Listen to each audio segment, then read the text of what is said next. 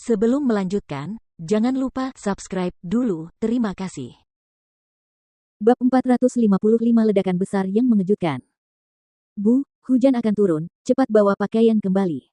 Di suatu tempat di Provinsi Sui, seorang gadis berteriak keras di halaman.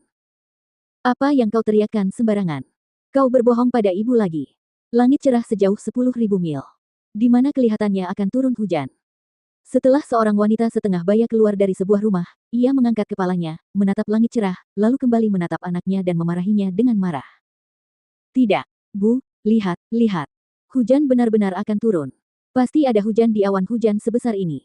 Gadis itu melompat-lompat sambil menunjuk ke belakang wanita itu dengan wajah penuh keluhan.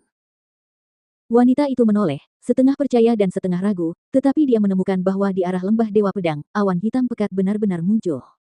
Pada saat itu, wajah wanita itu berubah drastis karena dia menemukan bahwa awan hitam itu benar-benar aneh. Aneh sekali. Awan hitam itu sangat hitam, hitam pekat seperti tinta. Daerah yang mereka tempati juga sangat luas. Awan itu benar-benar menutupi daerah di kejauhan dan tidak bergerak. Awan itu tetap di tempat itu. Ia menggeliat seperti monster besar, menyeramkan dan menakutkan. Ketika seseorang meliriknya sekilas, tulang belakangnya akan terasa dingin dan mereka akan menjadi sangat gelisah. Ah, gelombang, gelombang, gelombang, gelombang, gelombang, gelombang, gelombang, gelombang. Tiba-tiba, dari halaman di dekatnya, terdengar jeritan seorang wanita, berteriak, apa itu? Menakutkan sekali. Bu, bu, bu. Tak lama kemudian, dari pelataran lain, terdengar isak tangis seorang anak laki-laki yang menangis memanggil ibunya dengan berlinang air mata. Awan kecil, jangan lihat, cepat kembali ke rumah.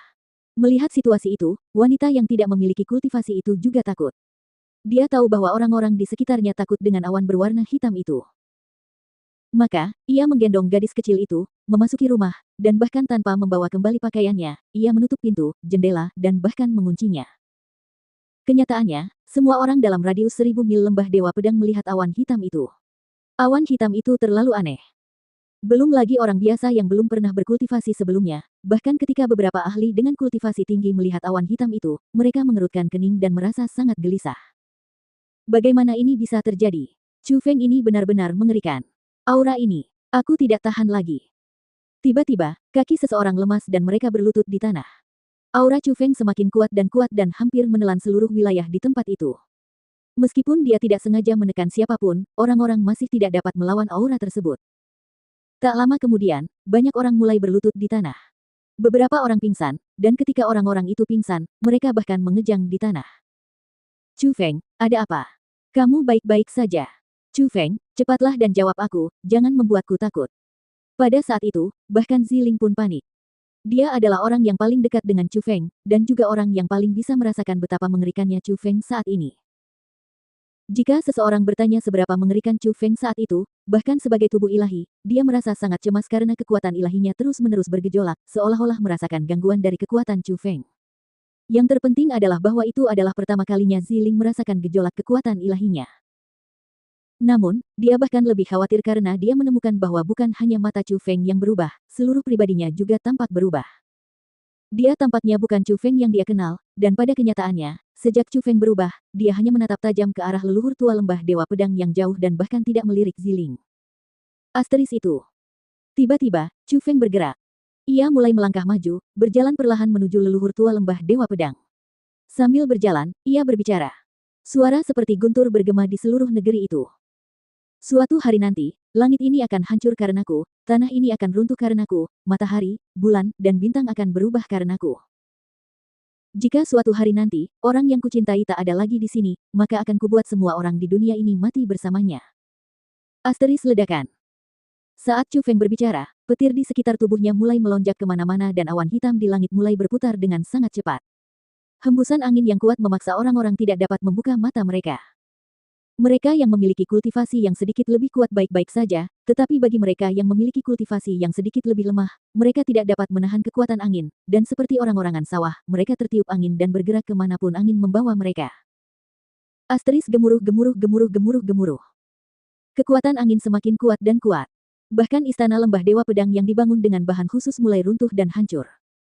Wilayah daratan di tempat itu tenggelam dalam kekacauan dan teriakan yang tak terhitung jumlahnya terdengar di tempat itu. Chu Feng, Chu Feng.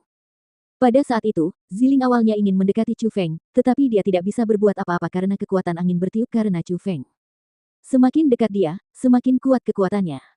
Meskipun dia terus memancarkan lapisan aura ungu dan kekuatan ilahinya semakin kuat, dia masih tidak dapat mendekati Chu Feng. Junior Chu Feng, kau baik-baik saja. Sial, sial. Angin sialan ini.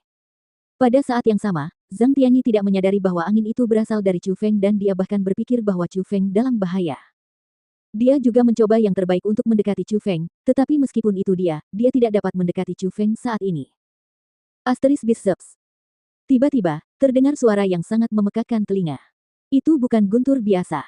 Itu lebih seperti raungan binatang buas, dan jika diperhatikan lebih saksama, raut wajah Zhang Tianyi dan Ziling yang tadinya ketakutan langsung berubah drastis. Itu karena mereka dengan heran menemukan bahwa di arah Chu Feng berada, kilatan petir berwarna emas dan biru yang saling bertautan itu meluas dengan cepat. Saat mereka mengembang, mereka samar-samar membentuk dua bentuk. Itu adalah bentuk dua binatang besar. Mereka belum pernah melihat binatang sebesar itu sebelumnya, tetapi mereka sangat menakutkan. Dan pada saat itu juga, keduanya ditelan oleh dua binatang petir besar. Asteris ledakan gemuruh. Tak lama kemudian, terdengar ledakan yang menggemparkan dunia. Seluruh benua di 9 provinsi mendengar suara itu. Sebagian orang di benua lain juga mendengar ledakan itu. Hal yang paling mengerikan adalah bersamaan dengan ledakan itu, seluruh benua 9 provinsi bergetar. Meskipun itu hanya getaran ringan, itu tetap saja membuat orang-orang ketakutan tanpa henti. Bagaimanapun, suara mengerikan yang ditambahkan pada efek getaran tanah selalu membuat orang-orang merasa tidak nyaman. Beberapa orang menebak dengan cukup gila, tetapi bahkan tebakan yang paling remeh pun merasa itu adalah gempa bumi. Apa yang terjadi? Sepertinya baru saja terjadi sesuatu. Itulah tanda tanya di hati setiap orang karena setelah ledakan dan guncangan berlalu seperti kilat, mereka tidak tahu harus berbuat apa. Mereka tidak tahu apakah yang terjadi itu nyata atau hanya imajinasi mereka. Pada saat yang sama, di Provinsi Han di benua 9 provinsi, di dalam kota megah yang memiliki aura mendominasi, ada sebuah menara tinggi yang terhubung dengan langit dan menembus awan putih. Menara tinggi itu berkilauan dengan warna keemasan saat didirikan di sana, seperti pedang tajam yang menusuk langit secara terbalik. Tepat pada saat itu, di menara tinggi, seorang lelaki tua berambut putih dan abu-abu, berpakaian emas duduk di sana. Saat ini, matanya yang tua namun jernih telah terbuka. Matanya menatap Provinsi Sui sambil berkilauan. Tiba-tiba, alisnya yang seputih salju dan seperti pedang berkerut ringan saat dia bergumam, "Provinsi Sui, apa yang baru saja terjadi?" Dan saat benua 9 provinsi, bahkan rakyat benua 9 provinsi, terguncang oleh suara dahsyat itu, di pusat ledakan, di lembah Dewa Pedang, segalanya berubah hingga tak ada yang tampak sama lagi. Lembah Dewa Pedang benar-benar berubah menjadi lembah yang dalam. Lembah yang sangat dalam dan tak tertandingi. Lembah Dewa Pedang sebelumnya sudah tidak ada lagi, karena ditutupi oleh lembah dalam berbentuk setengah lingkaran yang sangat besar. Luas lembah dalam itu 10 kali lipat dari lembah Dewa Pedang sebelumnya, dan di luar lembah dalam itu, retakan tebal dan dalam yang tak terhitung jumlahnya menyebar dan meluas. Saat ini, ada beberapa awan hitam yang enggan pergi masih mengambang di langit. Sinar matahari dari matahari yang terbenam di timur juga menerangi lembah yang dalam dengan asap tebal yang mengepul.